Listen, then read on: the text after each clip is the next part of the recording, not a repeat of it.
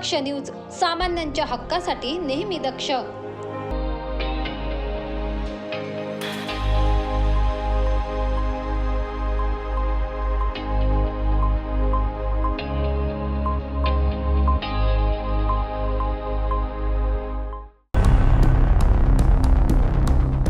दक्ष न्यूजच्या हाती एक ब्रेकिंग न्यूज समोर येते. नाशिक रोड येथे नवले कॉलनी परिसरात 24 वर्ष युवकाचा खून करण्यात आलाय.